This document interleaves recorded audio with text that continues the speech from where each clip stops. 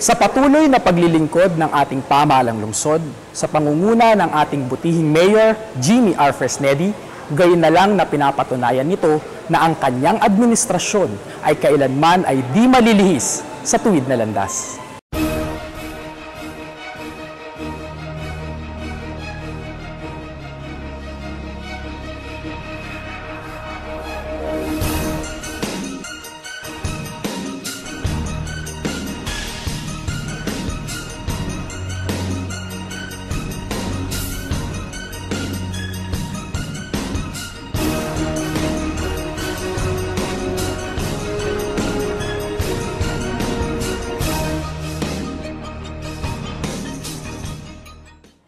Dahil na din sa edukasyon ang una sa kanyang 8-puntong programa, sa unang buong taon ni Mayor Fresnedi ay pinapatunayan niyang muli ang kanyang pagiging education mayor.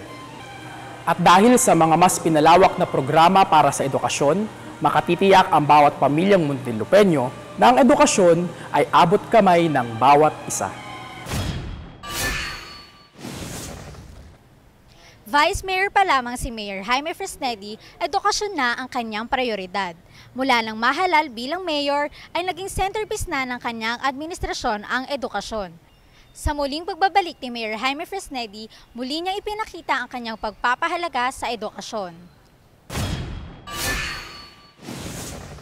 Kabilang sa mga bagong pasilidad para sa edukasyon ay ang gymnasium sa Muntinlupa National High School, Kupang High School at mas pinalawak na scholarship program. Nagbigay din ng pagkilala ang ating butihing Mayor Fresnedi sa mga scholar ng lungsod na nagsipagtapos ngayong taon. 35 nagsipagtapos mula sa iba't ibang paaralan ang binigyan ng pagkilala, lalo-lalo na ang mga nagtapos ng may honors. 9 dito ang nagtapos bilang cum laude at 3 naman ang magna cum laude. Ang iba naman ay nakatanggap ng President Lister's Award at Academic Awards. Nagbigay din ng cash incentives ang pamahalang lungsod para sa top 1 ng Civil Engineering Licensure Examination na si Harvey Malolos na JRF Scholar din. Medyo ang pakaramdam ko lang top 10 lang pero hindi ko po inaasahan talaga yung pagiging top 1 ko. Salamat talaga sa Diyos at nakamit ko to. Salamat pala sa recognition na binigay sa akin ng Muntinlupa dahil sa pagkilalang binigay niya sa akin kaninang umaga.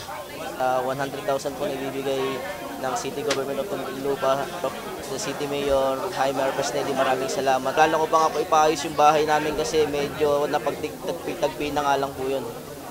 And parang ako as a civil engineer po, mukhang hindi gaganda po yung bahay namin. So yun yung pong unang kong proyekto actually sa aming pamilya, mapaayos po ang bahay namin. Kasi medyo kapag nagkakaroon ng bagyo talaga nililipad na kaming hero. Butas-butas na rin po yung bahay namin. Ayun, siguro po sa 100,000 po nibibigay ni Mayor, plano ko pong ipaayos ang bahay namin. Malaking tulong po sa akin at sa aming pamilya. And siguro yung matitira po doon, papahanda ko naman po para magbigay pa sa salamat sa ibang taong naniwala at tumulong sa akin para makamit kong pangarap na ito. Maraming salamat. Naging abala din ang DepEd sa pagbubukas ng pasukan. Isinagawa sa buong bansa ang Brigada Eskwela. Nagdaos ng motorcade kasama ang ilang guro at magulang na nakaisa sa proyekto. Matapos ang nasabing motorcade ay nagtuloy na ang mga nakaisa sa Alabang Elementary School kung saan doon inumpisahan ang unang bahagi ng brigada. Magkakasama-samang nagtulong-tulong ang ilang mga guro, magulang at ilang mga estudyante upang linisin ang nasabing paaralan at ihanda ito para sa unang araw ng pasukan. Nagsagawa din ng pamimigay ng free school supplies si Mayor Fresnedi at mga tanggapan, isa na si Ginang Christy Andres, OIC ng Procurement Office, kasama din si City Administrator Engineer Alan Cachuela at ilang pang mga pinuno ng tanggapan. Nakaisa din si Olympian ice skater Michael Martinez sa pagbibigay ng mga school supplies sa mga daycare students, bilang pasasalamat sa suporta ng mga Muntinlupeño sa kanya. Masayang nakiisa si Mayor Fresnedi sa ginawang pamimigay ng school supplies. Gayon na lang ang pasasalamat ni Mayor Jaime Fresnedi sa ginawang pamamahagi ng regalo ni Michael Martinez sa mga batang Muntinlupeño. Bakit kayo narito? Tatanggap po kami ng regalo buhat ni Kuya Michael. Alam niyo na? Ang edukasyon edukasyon ay susi sa pag-unlad ng bawat isa. Kaya naman, patuloy na paglilingkuran ni Education Mayor Jaime R. Fresnedi ang kasiguraduhan para sa mas maayos at mas abot kamay na edukasyon para sa bawat Muntinlupeño. Ako po si Patricia Perido para sa Lingkod Bayan TV.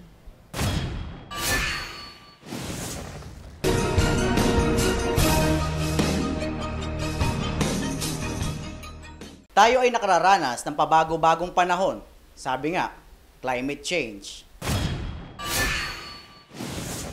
Bilang paghahanda dito, nagsagawa noong May 21 ng Stero Beats 4 ng Metro Manila Development Authority sa pakikipag-ugnayan sa pamahalaang lungsod. Dumalo ang kinatawan ng MMDA Chairman Francis Tolentino na si ASEC Cora Jimenez. Suportado ng MMDA ang programa ni Mayor Fresnedi para sa kahandaan sa climate change. Ayon kay ASEC Cora Jimenez, isinagawa ito upang maging disaster resilient ang Kalakhang, Maynila upang hindi na maranasan ang malalakas na bagyo o iba pang kalamidad. Itong Stero Blitz ay hindi ho yung ngayong taon na to, pangatlong taon na ho namin ginagawa ito. Pang-apat na pala, ayun, pang-apat, sorry ho.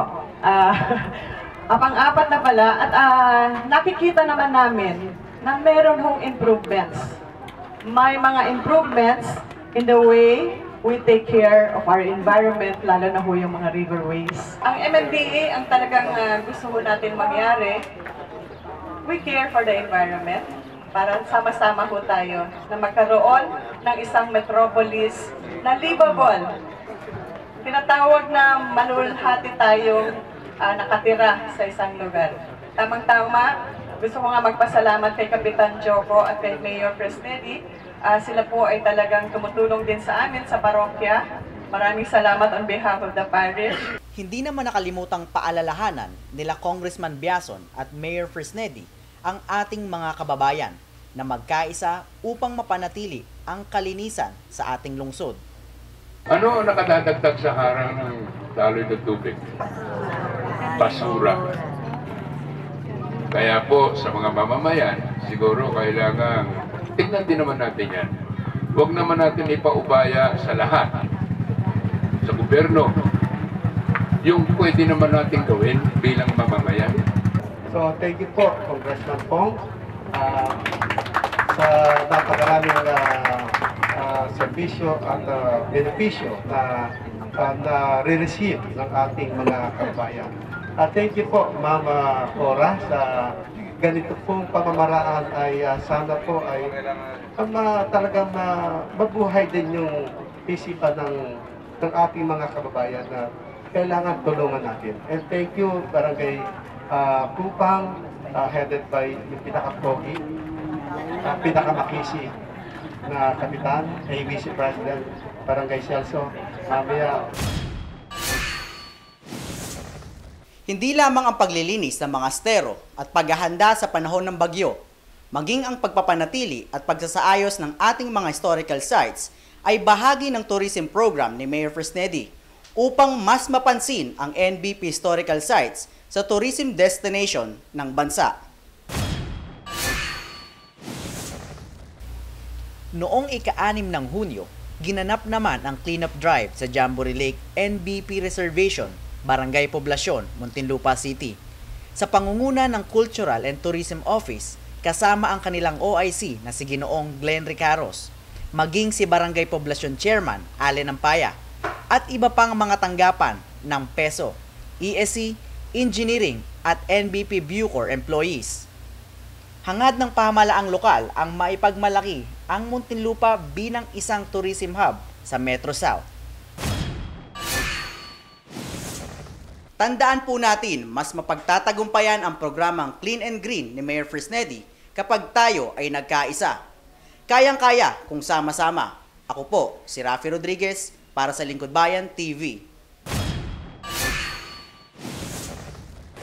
Sa patuloy na paglilingkod ng ating butihing Mayor Jimmy R. Fresnedi sa bawat Muntinlupeño, ang ating mga lolo at lola ay kailanman ay di malilimutang bigyan ng serbisyo at mga programang makatutulong sa bawat isa sa kanila.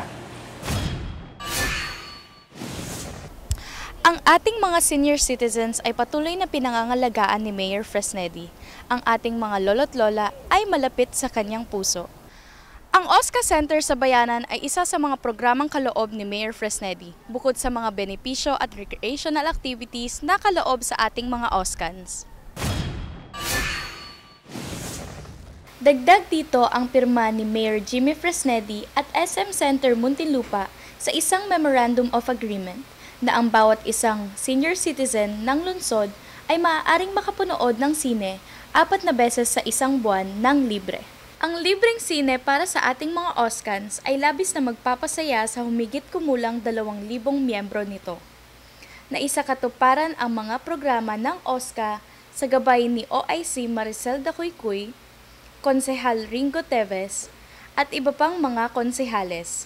At 13 ng Hunyo nang ilunsad ang pagbibigay ng free admission para sa mga movie theater sa mga senior citizens sa SM Center Muntinlupa. Labis ang pasasalamat ni Mayor Fresnedi sa pamunuan ng SM Center Muntinlupa sa pagsuporta nito sa mga proyekto ng pamahalaang panglunsod.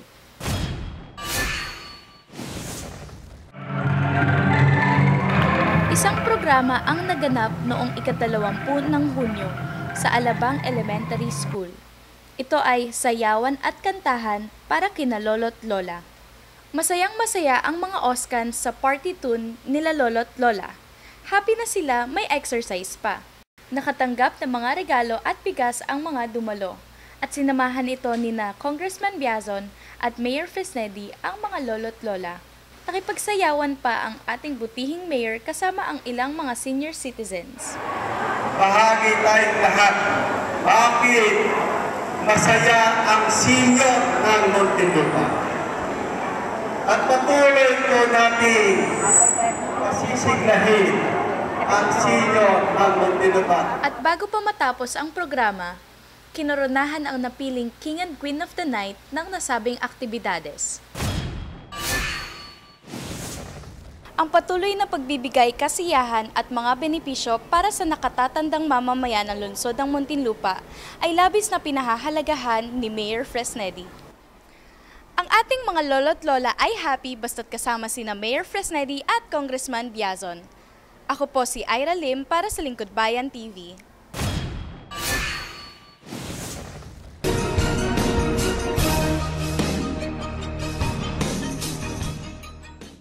Ang pagdaraos ng mga seminars, conference at strategic workshop ay mahalaga para sa karagdagang kaalaman. Noong Mayo 28 hanggang 29 taong 2014, ginanap ang Gender and Development Strategic Planning Workshop sa Pico Sands Hotel na Sugbo, Batangas, na pinamumunuan naman ni Ms. Catherine Mary R. Biazon, Executive Director ng GAD, kasama ang mga programa para sa gender awareness, sensitivity at equality upang mas maunawaan ng Muntinlupeños ang kahalagahan nito. Ang mga dumalo sa programa ay ang mga sumusunod: Ms. Catherine Mary R. Biazon, Chairman and Program Director of GAD, Ms. Malu Ampaya of Mayor's Office, Mr. Allen Ampaya, Barangay Chairman of Barangay Poblacion, Mr. Roger Jan Smith, Admin Office, Councilor Patricio Bongcayaw, Dr. Magdalena Miana ng CHO, Ms. Glenda Zamora Aninyon ng PESO, Dr. Lilibet Deloso ng Department of Agriculture, Ms. Annalyn Mercado ng SSD, Ms. Lolet Morales ng Budget, Mr. Glenn Ricaros of Cultural, Ms. Adelpa de Guzman of Sagip, Ms. Tess Navarro of Public Information Office, Mr. Jaime Ventura of Accounting, Ms. Ami Dolyaton and Ms. Jennifer Jones of LCR, Ms. Cynthia Meneses and Mr. Alvin Beron of Planning, Dr. Remedios Conanan and Dr. Carmen Hicap of DepEd, Mr. Jun Bibo of Liga ng mga Barangay, Ms. Socorro Bongcayaw of Muntinlupa Lions Club, and Ms. Marcelina Mojica of DILG at mga kawani ng Gender and Development Office. Isang pampasiglang gawain ang pasimula ng workshop sa pamamagitan ng isang icebreaker mula kay Ms. Adelfa de Guzman. Sinundan naman agad ito ng review sa Annual Investment Plan ng GAD para sa taong kasalukuyan na ginampanan ni Alvin Beron ng City Planning Office. Matapos ang review sa AIP, nagkaroon din ng talakayan sa iba't ibang suhestyon at opinyon kung paano mas mapapaunlad ng GAD ang kanilang mga programa at serbisyo para sa bawat Muntinlupeños. Nagbigay din ng kanyang kaalaman ang kinatawan ng DILG na si Ms. Marcelina Mojica upang mas mapalawak at maunawaan ng GAD ang kanilang programa. Nagkaroon din ng clustering upang mas mapabilis ang pagbuo ng plano ng GAD para sa susunod na taon. Sumunod ang presentation ng bawat cluster ng kani-kanilang mga proyekto para sa Annual Investment Plan ng GAD sa taong 2015. Matagumpay ang GAD Strategic Planning Workshop, tiyak na maipaaabot sa mga Muntinlupeños ang mga serbisyong handog ng tanggapang ito. Ang GAD office ay bukas sa lahat ng Muntinlupeños. Ano man ang iyong kasarian, kasama ka sa kaunlaran. Ako si Yashika Anisip para sa Lingkod Bayan TV. Buwan ng Mayo nang bigyan ng pagpaparangal ng pamahalang lungsod ang mga natatanging ina ng Muntinlupa. At sa buwan naman ng Hunyo, sa pangunguna ng Gender and Development Office, isang pagpaparangal din ang inihanda para naman sa mga natatanging ama ng ating lungsod.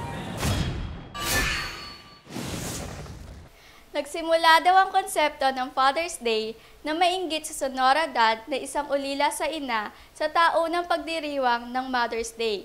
Kaya naman, kinulit nito ang kanilang pastor na magdiwang din na isang paggunita sa kadakilaan ng isang ama. At sa ganitong paraan, naipakita ni Sonora ang kanyang pagpapahalaga sa pag-aaruga sa kanilang 6 na magkakapatid ng kanyang ama. At sa ating lungsod, sa pangunguna ng ama ng Muntinlupa, Mayor Fresnedi, ang pagpapahalaga sa kabutihan ng isang ama ay hindi maiisang tabi. Kaya naman, sa pangunguna ng Gender and Development Office, sa pamumuno ni Ginang Trina Biason, isinagawa ang isang pagkilala sa mga natatanging ama sa lungsod. Sa pambungad na pananalita ni City Administrator Engineer Alan Cachuela, ipinahayag nito na ang proyektong ito ay isang treat ng pamahalang panglunsod para sa mga ama ng Muntinlupa. Ito rin po natin na day off ng mga ama ang araw na ito at ito po ay treat naman namin sa inyo para po sa inyong patuloy na pagsusumikap na maitaguyod ang ating mga pamilya. Ito rin po ang ating munting paraan upang ipakita ang ating pagmamahal at pagpapahalaga sa ating mga tatay. Hindi po matatawaran ang pagsisikap na may taguyod ang kanilang pamilya sa gitna ng kahirapan. Kaya po sa hapon na ito, magkakaroon po tayo ng parangal sa mga natatanging ama ng lungsod ng Muntinlupa. Gayun din, isang pananalita din ang ibinigay ni Mayor Fresnedi. Binabati po natin ang mga awardees at yung iba pang napakarami na sumali dito po sa programang ito dahil marami kayong mga taga-barangay na naniniwala na ang bawat nominees doon po sa Ulirang Ama sa bawat barangay, nagpakita po kayo ng kakaibang pamamaraan kung paano ninyo pinalaki ang inyong mga anak. Hindi po nangangahulugan na kailangan ng inyong mga anak, sila ay lahat mga professionals. Hindi po kailangan. Pero ang pamamaraan ng inyong pagpapalaki sa inyong mga anak.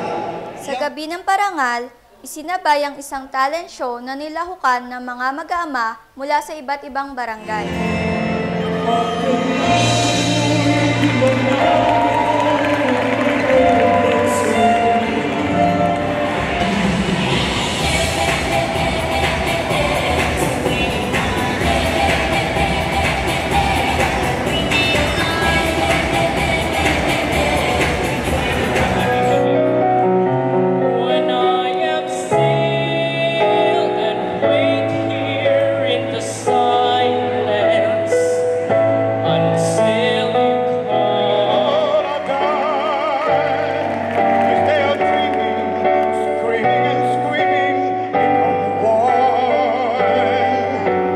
Gayun din, muling nagpakita ng talento sa pagkanta sina dating Custom Commissioner Rafi Biason, Kapitan Allen Ampaya, Ginoong Danny Don Nolasco at Ginoong Ariel Dolieton.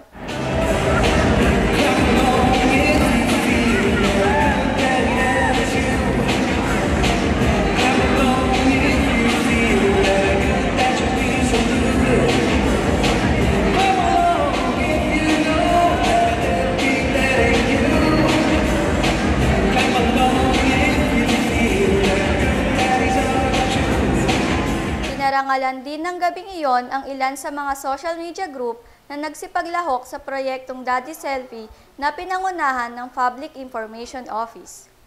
Bago pa man parangalan ang 8 natatanging ama ng lungsod, isang pagkilalang ibinigay sa patuloy na pagsuporta ng ama ng Muntinlupa sa bawat proyekto ng Gender and Development Office. Ang kanyang serbisyo ay hindi lamang upang gampanan ang sinumpaang tungkulin, kundi ialay at bigyan ng puso ito. Pastol, siya ang ating pastol o shepherd. Ginagabayan niya tayo sa tamang landas at tamang direksyon para sa kinabukasan ng ating mga anak. Ang bawat amang pinarangalan bilang ulirang ama ay nakatanggap ng isang tropeyo at 20,000 piso. Sa pangwakas naman na programa, isang concert na inihandog ng bandang River Maya para sa mga amang nagsipagdalo.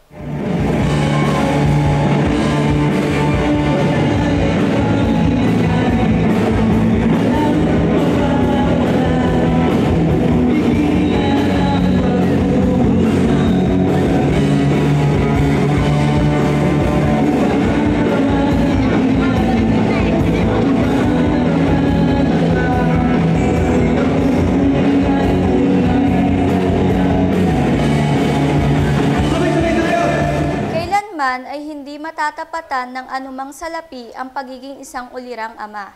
Ang bawat pagod at sakripisyong ibinibigay ng isang ama sa kanyang mga anak ay hindi matutumbasan.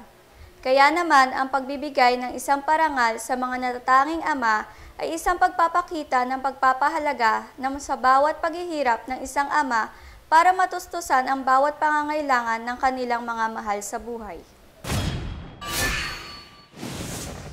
Kaya naman sa pagbibigay ng parangal ng pamahalaang lungsod sa bawat isang natatanging mamamayan ng Muntinlupa ay magsisilbing inspirasyon sa bawat Muntinlupeño. Ako si Yashika Anisip para sa Lingkod Bayan TV.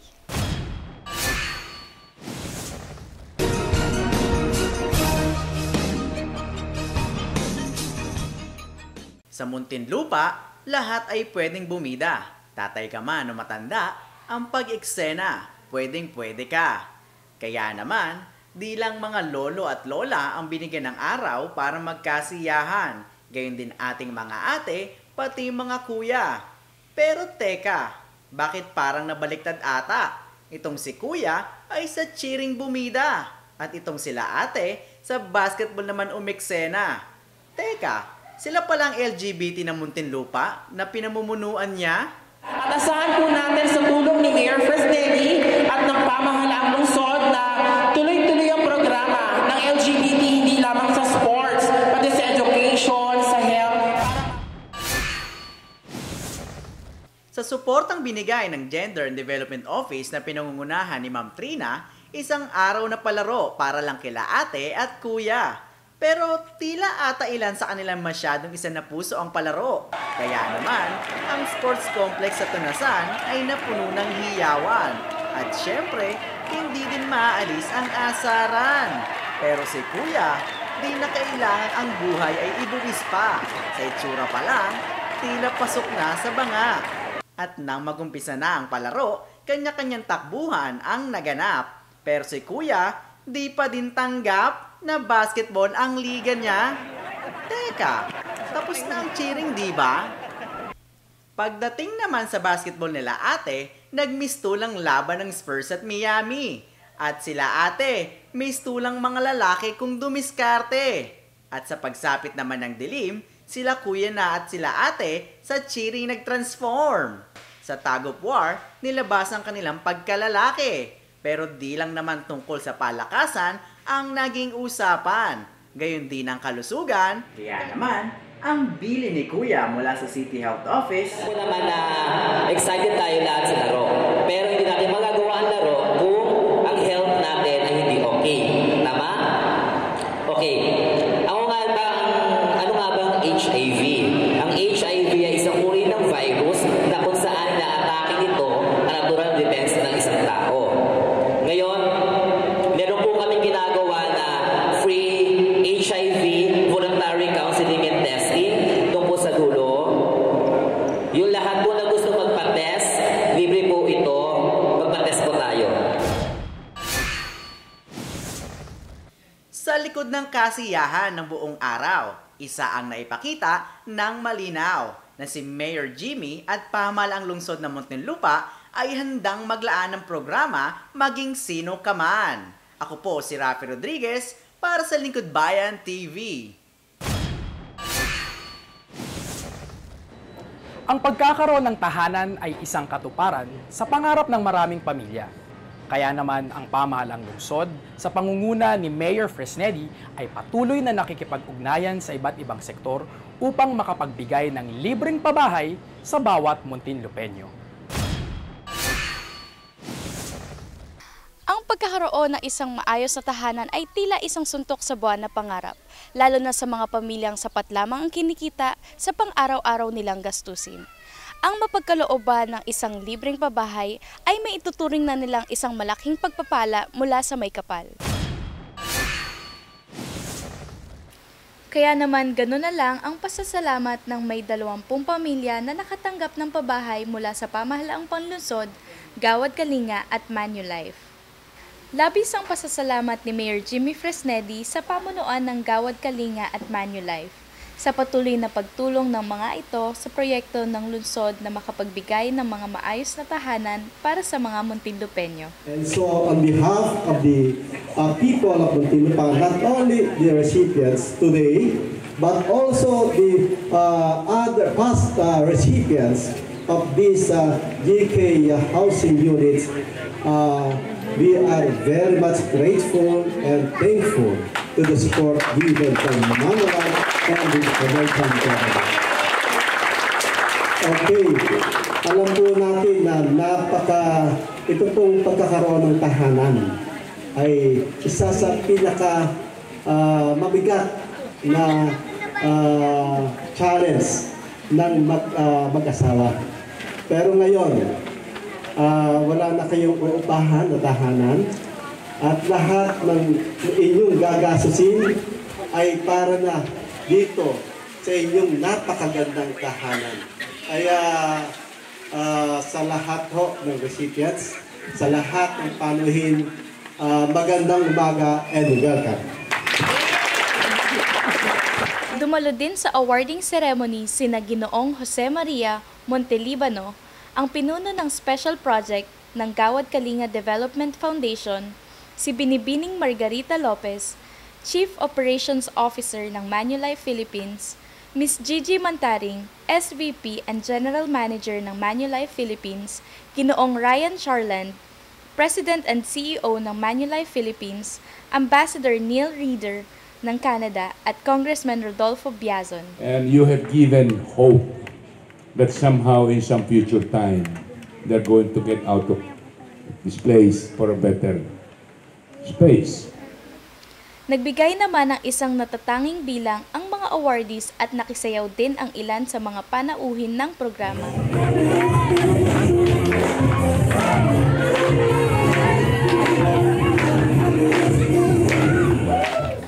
Matapos namang maibigay sa bawat pamilya ang susi ng kani-kanilang bagong tahanan, isang taos-pusong mensahe mula kay Ginoong Emmanuel Bruña, kinatawa ng mga beneficiaries, ang nagpahayag ng labis na pasasalamat sa mga taong tumulong upang makamit nila ang kanilang pangarap na magkaroon ng sariling tahanan. Maraming salamat po. Dahil po yung pangarap namin ay ito na po, naabot namin. Sa totoo lang po, napakahirap talaga magkaroon ng isang bahay. Ang mga pangarap po namin ito ay siguro po ay ito na nga po yung pangarap namin.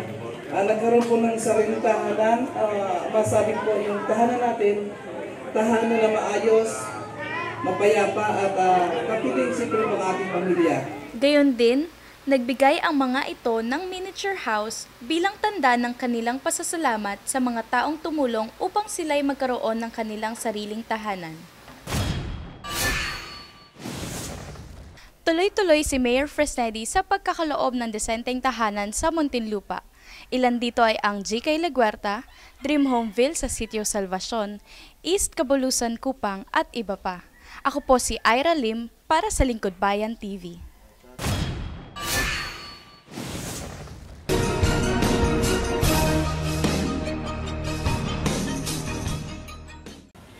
Sa unang taon ng panunungkulan ng ating butihing Mayor Jimmy R. Fresnedi, ipinapakita nito na ang kanyang administrasyon ay patuloy sa paglilingkod sa bawat isang Muntinlupeño. At sa mga susunod pang taon, umasa po tayo na ang bawat serbisyo at proyekto ng pamahalang lungsod ay dadaloy sa bawat Muntinlupeño. Muli po nating subaybayan ang ating kabalitaan sa ilalim ng Fresnedi Administration. Ugaliin din po nating bisitahin ang ating official Facebook account, City Government of Muntinlupa, Lingkod Bayan, at Partido Liberal. Atin din pong i-follow ang ating official Twitter account at Official Munti. At atin din pong mapapanood ang bawat episode at segment ng Lingkod Bayan sa ating Lingkod Bayan YouTube channel. Hanggang sa susunod nating balitaan, kasama ang buong puwersa ng Muntinlupa Public Information Office, ako si Albert Sembrero. Bawat kaganapan, bawat serbisyo, bawat proyekto, Lingkod Bayan TV, alam mo, Muntinlupeño. Yan ang tama, yan ang Muntinlupa.